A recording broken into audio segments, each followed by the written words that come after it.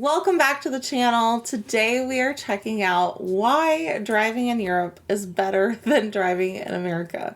We've never actually looked at Europe as a whole compared to driving in the US, so I feel like this is going to be pretty interesting. You do the predominant driving in our relationship. Absolutely. Which I'm totally okay with. I love driving. Driving is absolutely not only one of my favorite things to do, but it's one of my favorite topics to look into. Yeah. It is so different when you look at driving in different countries. And we've actually experienced that, mind you, but we're talking Southeast Asia, which is on another level. Yeah, I can't believe that was like our first international driving experience I know. outside the US. And only, really, so. And only on motorbike.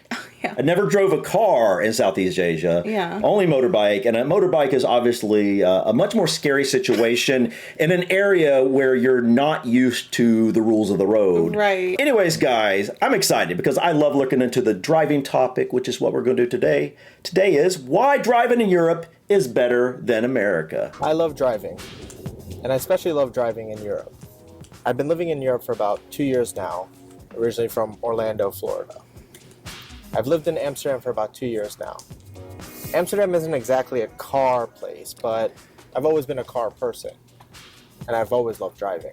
What I like about living in Europe is that European drivers are excellent, especially compared to American drivers. Well, I only have UK driving to compare overall Europe to. Yeah. And I will say we have learned that in the UK, the driving tests themselves are much more complex. Mm-hmm. Here in the US, it does depend on the state, mind you. You know, every state is different. Some states are much harder and much easier to get your license in. But overall, I feel like it was pretty straightforward. It wasn't nearly as complicated than I've noticed in the UK. And I'm guessing probably in a lot of European countries is much harder because, honestly, from what I've learned, public transport is so much more readily available, not only in the UK, but throughout, it seems like most European countries, that it's not as needed necessarily for the average person to drive. Here in the US, in a lot of areas, Unless if you can't drive, you are going to have to walk like 15 or 20 miles to get Unless to you a live in town. a big city that's got, you know, better public transit options, but most of the U.S. does not have that. No, not at all. Where we have been raised, the different towns we've been in, there's no public transportation at all. So if you don't have a driver's license and a car, you're out of luck. You're out of luck and you're going to have a hard time You can't getting even around. get Uber in a lot of these places. No, yeah, that's true. Is that trees? Those do look like little trees, yeah. Interesting. This is just my perspective, having lived in Europe for 2 years, having driven mostly around Western European countries such as Netherlands, Switzerland, France, Germany, UK, and in the US, I primarily have driven in Florida. One of the main reasons I think European drivers are better is just driving in general is a privilege. So if you look at most European places, most European cities, Driving is a necessity. You don't need to drive anywhere. Yeah. Yeah. Public transportation is well established. You can use a train, a metro, a tram to get pretty much anywhere you need to go. You can use public transportation to get pretty much anywhere. So you don't really need to drive. Yeah. Only if you live in more suburban parts of Europe, but even then public transportation is still available. So Europeans don't have to drive. They want to drive. And because they want to drive, they put more effort into it. On top of that, getting a driver's license in most European countries is a much more involved and expensive process. So I figure. For example, in the Netherlands, getting a driver's license... Oh my gosh. No. Are you for real? Okay, that says Germany, but he was just saying Netherlands. We're about to hear what it said, but that's just shocking right there. $2,000 or $2,300 to $3,700. That's crazy. Like, what does it cost here? Maybe a couple $100? No, here when I last got a license, It's been a while, but it was like $20. yeah. But to take the tests and stuff, like if you have to take it multiple times. I don't know. I want to look that up real quick, Oh guys. my gosh, because that I blows my want to mind. see how much it costs here in Indiana. If you're 21 through 74 years old here in Indiana, it costs, you get a driver's license for 6 years, and it costs $17.50.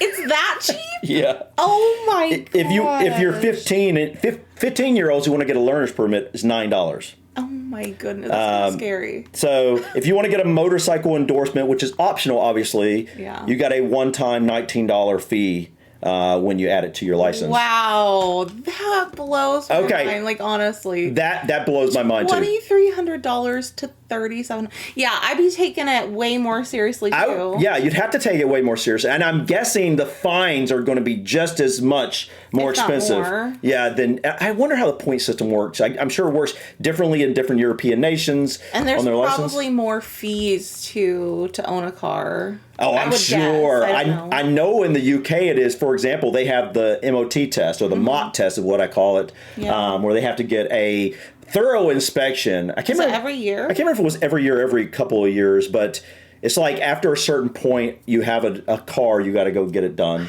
Here in Indiana, we don't even have car inspections. No, North Carolina. North Carolina does, but which anyways, is annoying. that price is mind blowing. Wow. Can cost a couple €1,000 because you have to do mandatory driving lessons. On top of that, the age to get a driver's license is much older than most states in the U.S. So I believe in the Netherlands you can start learning to drive around 16 and a half years old. That's when you do your theory test, and then you start doing driving lessons. A little bit You don't older. have a full driver's license without restrictions until you're 18 years old. Compared to Florida, where I'm from, you start driving at 15. 15. You do your theory test, and you start driving at 15, and you only have to have a learner's permit for 1 year. Yeah. And there's no mandatory driving lessons. Your parents can teach you how to drive. Yeah. Really? Yes. On top didn't of know that, the that. cost in general for driving is much lower. Cost of getting a driver's license is much lower in the U.S. And driving is kind of a necessity in a lot of parts of the United States, Yeah, except for for sure. major metropolitan cities. Okay, so maybe what I'm thinking of, why that Seems different to me, is because I took driver's ed and a lot of people I knew did. But I think the reason for that driver's ed is like driver's education, the classes that teach you how to drive. Yeah. Usually through school. Yeah. But sometimes private companies. Anyway, I think the reason for that, at least here in Indiana, is because you can get your driver's license sooner than if you don't do that. You've got to wait. pretty simple and straightforward, and At least back then, maybe the rules have changed. and it doesn't cost any money unless you were. The only time it costs money is if you were like older and like for some reason you had just not got a driver's license. Now you're like 30 years old and you need to learn to drive. Maybe you would go through a private company. But outside of that, if you're a kid and you're going to get your license, that's just like you said, your parents. You go through the school or whatever, and it's free. So yeah. You have to drive. So getting a driver's license is less of a privilege in the U.S. and more of a necessity. Yeah, it really is. So that distinction alone, I think, contributes to a lot of the differences that I'm I going could to see point that. out. Yeah. So getting a driver's license is a much more involved process, especially in countries like the Netherlands. In Germany, it also requires mandatory lessons. It costs a lot of money. So when they invest that much into getting a driver's license, they don't want to lose it. They learn to drive properly. They learn the right rules of the road. They don't want to do anything to jeopardize that, and they drive accordingly. Yeah, that makes sense.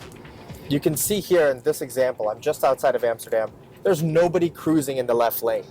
I'm driving at 5:30 in the afternoon right now. Nobody is cruising in the left lane. The left lane is only for passing. You can see how people use the lanes. They're very well disciplined. And that's a common theme. They're well-disciplined drivers. This goes back to how they learn to drive. They have to take mandatory lessons. Their parents aren't teaching them to drive.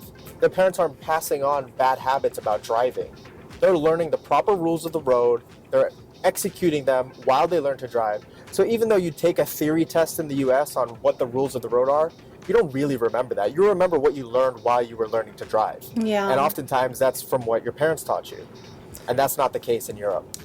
Yeah, that's interesting. Growing up, I was really lucky because I had an uncle who taught pretty much all the kids how to drive, and he was In the field? awesome. In the fields? Well, in the fields, like with, like An old beat up truck or something? or a four-wheeler or, other things. You start pretty young learning those things, and then you get confidence, and you then start on the road, Right. like back roads and stuff. But it was, I never really thought about that growing up, how lucky I was to have that experience leading up to driving, because I was much more confident and safer of a driver, I think, than if, scary. Because there was this girl in my group who, when driver's ed, she did not have any adult in her life that was helping her learn how to drive. So when it was her turn to drive, it was scary, honestly. It's kind of shocking. One thing I wanted to say is that I think in Indiana, our interstates, at least kind of the closest to where we are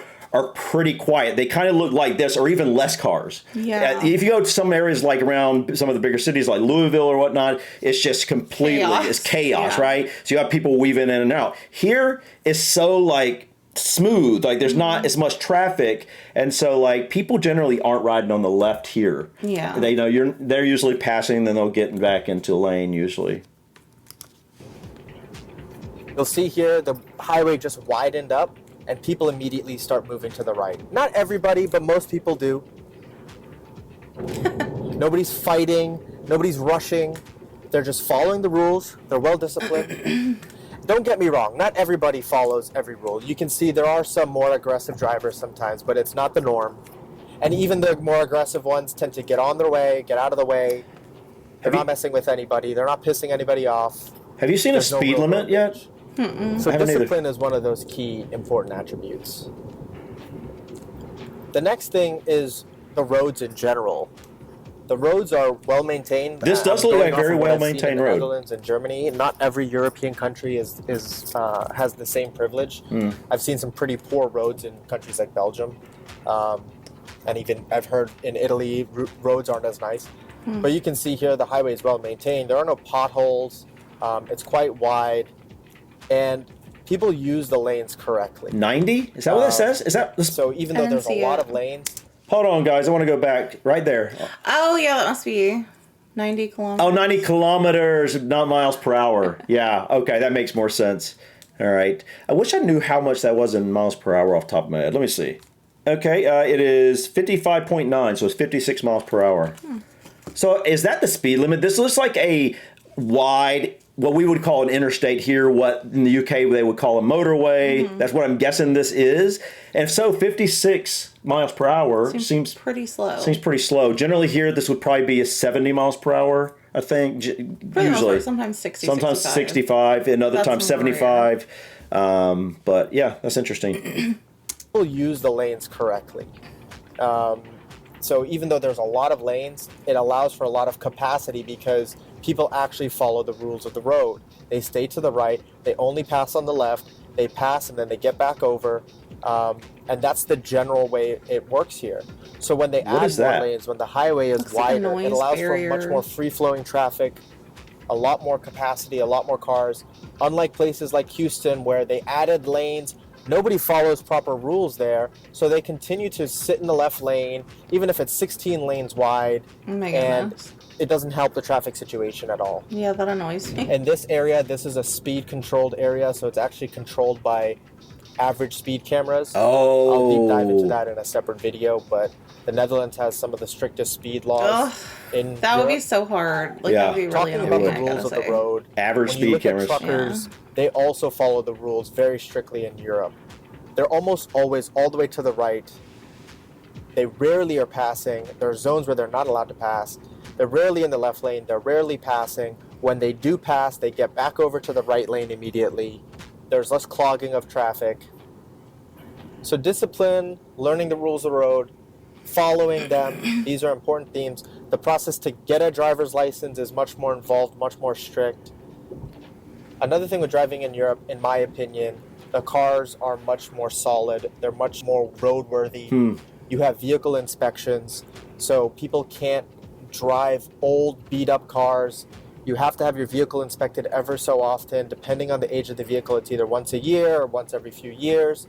There's rules about what the vehicle can or can't have equipped on it. It has to pass inspection for you to keep driving it on the road. So the roadworthiness of vehicles is also better. And some states have this. Florida in particular doesn't have this. So you see people driving on the highway with rickety vehicles that are falling apart. They've gotten into an accident and they haven't fixed the vehicle. It's a road hazard, in my opinion. That doesn't happen here. People maintain their cars well in the first place. They have to maintain them well because to keep driving them on the road, they have to pass the inspections. Yeah. I'm curious if it's just as long as the car's in good condition, it doesn't matter the age? Or is there like some sort of thing where like at a certain age, you just basically can't drive it anymore or something? You know? I don't know. Germany has some of the strictest inspection laws. You can see many videos on YouTube about passing the TÜV inspection. I haven't had to go through this personally in the Netherlands, but I do know that inspections are required. I haven't seen any, poorly maintained vehicles on the road. And because of From what I see, they look pretty good. Because of the roadworthiness of the vehicles, generally Europe has higher speed limits. The Netherlands used to have a national speed limit on the highway of 130 kilometers an hour, which equates to 81 miles per hour. Wow. People used to drive faster than that. Recently, as of March of 2020, there's a national speed limit of 100 kilometers an hour until 7 p.m. Some roads are still 100 kilometers per hour in general. I'll do a separate deep dive into that in another video about the Netherlands. But in general, countries like Germany or France, the highest speed limit you'll see on suburban highways is 130 kilometers an hour. And people drive faster than that. You can easily drive 140 kilometers an hour without any issue. But if That's interesting to me. if you have a average speed camera, I'm not sure how you'd get away with that. Well, if that's the speed limit. Yeah. Then, Well, no, if you're 130, if 130 is the speed limit and you're driving more than that 140, like I you're think he saying, was talking about Germany in that instance. I don't know if they do. that's what I'm saying. I'm wondering if there are speed cameras Yeah. or the average speed cameras. I don't know. And I wonder how that equates to traffic accidents. Are there more, less? I don't know. I think a lot of traffic accidents obviously can be from people driving too fast for the road conditions or whatnot. But if the roads look like this, I feel like you're going to have a lot less accidents because it's there's not bumper to bumper cars. There's plenty of room for people to switch lanes and stuff. There's plenty of room for people to be back far enough from the car in front of you. So I feel like this kind of reminds me of the Indiana interstates we have down here, except ours are less lanes because we don't have that many people coming through. And again, if everybody follows these rules of the road, driving that fast, even on narrow highways, isn't an issue. You can also see in the Autobahn, people driving much faster than that. It's a 2-lane highway, yet there's very little accidents. And that goes back to the discipline of following the rules of the road. People keep to the right. Even if somebody is driving faster than you, it's completely safe. I'll have to do another video about the Autobahn because that's a whole experience in and of itself. As an American, I truly love and appreciate the Autobahn, and I wish that America had that privilege, but honestly, the drivers don't deserve it. Another reason driving in Europe is so much better, again, going back to the discipline, you'll see this as a common theme. There's very little distracted driving. People are focused on driving while they're driving. They're not on their phones, they're not eating, they're not really drinking coffee, they're not reading a book. I like that. All of these crazy things you see people in America do while they drive. They're focused on driving. And they have to be focused on driving. You're not allowed to be using your phone. You're not allowed to be eating while you're really driving. Not allowed to here either. But driving while you're. Yeah, I think that's something that needs to be said. You're not allowed to here. It's like in most areas, I feel like being on the phone is illegal if a cop sees you. There are laws in place. Right. It's just that people just aren't following the laws that are already in place, And I think one of those reasons may be because what they'll get is some kind of minor fine or something like that. Maybe they'll get fined $100 or something like that. But I'm guessing in a lot of European nations where it's so much harder to get a license in the first place, something like that is probably a much higher fine, a much bigger deal, more points in your license or something like that. Yeah. You're driving. In fact, in the Netherlands, they started rolling out a system where there are cameras over the highways that will look at cars and take pictures. If you're caught driving while you're on your phone or doing something while you're distracted while you're driving, they'll actually mail you a ticket. That's so they're very strict about crazy. Enforcing no distracted driving. And people follow it. People focus on driving. Well, yeah, and when you focus on somebody driving, is watching with a camera. That are focused on driving, you can have much more freedom and much more driving enjoyment. So distracted driving isn't really a thing here, and it's really well enforced. I think that helps contribute to some of the driving characteristics of some of the roads. People are much more focused. So there aren't really distractions while you're driving. You're focused on driving, you're paying attention, and this is part of the reason why there are some things you really need to pay attention to while you're driving in Europe. Things like roundabouts, things like speed humps, things like pedestrian zones. These roads look pretty flawless, to be honest. Trams, buses. They look good. horses that are allowed to be in traffic, a lot of different things that you need to pay attention to. And that's why you really need to pay attention while you're driving. And Europeans do in general. Now, as an American driving in Europe, I am guilty of carrying over some of my bad habits about distracted driving. But when I need to pay attention, I pay. Okay, this is an interesting looking road here. It's like, it almost looks like brick, but I know it's not brick. Yeah, I wonder what the coloring is about. Yeah. Pay attention. And I've always thought of that in the US as well. I pay attention while I'm driving. I focus on driving. I get pleasure out of that. And that's the norm here in Europe. You drive when you're driving. You're not doing anything else. It's not a time Quit when multitasking. you're catching up on emails or reading a book or eating your lunch. You can see here, this is one of these roads that's almost one car width wide. Oh, this is a 2-lane road. A bicycle lane.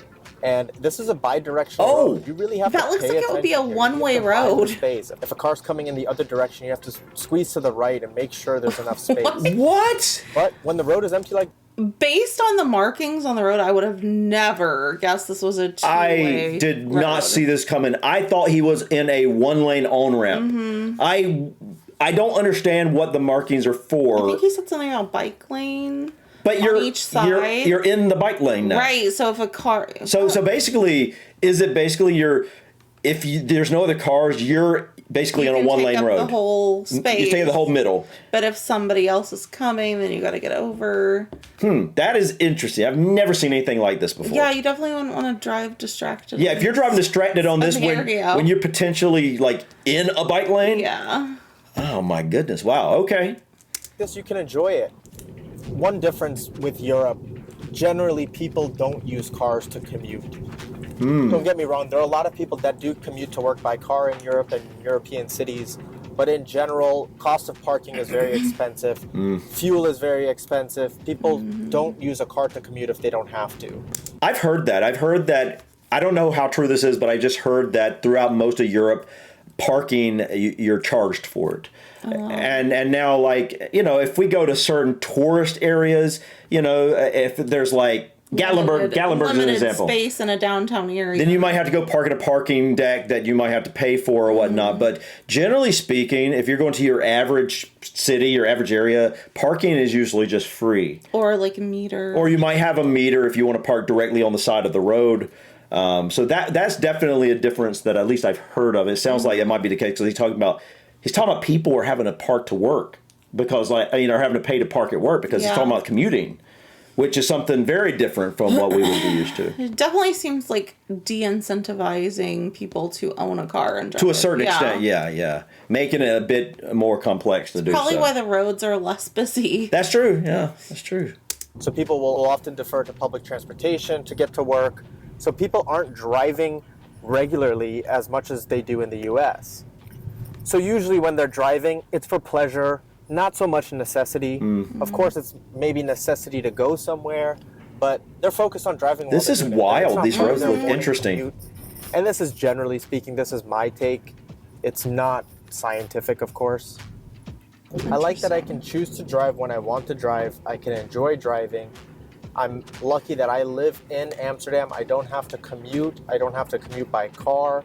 Another thing I've noticed is when people are towing something or carrying cargo, it's well secured, it's covered with a net, things don't fly out of trucks. I like the cover with the net thing. We don't see that here. When they're towing something or when they're carrying something or hauling something, they're staying to the right. Is that a station wagon? In the slower lane. They're not passing anybody. They're not driving. I have never seen that. You haven't? I don't think I've ever seen a station wagon pull a trailer. That's interesting. Volkswagen is probably diesel. Yeah, true. Driving erratically. I remember regularly seeing in Florida landscaping trucks with trailers with things that are just bouncing around, flying around, things that could fly off of the trailer in any second. And those guys are driving 80-something miles an hour in the passing lane, passing cars, driving erratically. That just doesn't happen here. Okay, pet peeve of mine. He reminded me of this. Here in the U.S., you will get behind any dump truck. Oh, and yeah. they never have a license plate on them.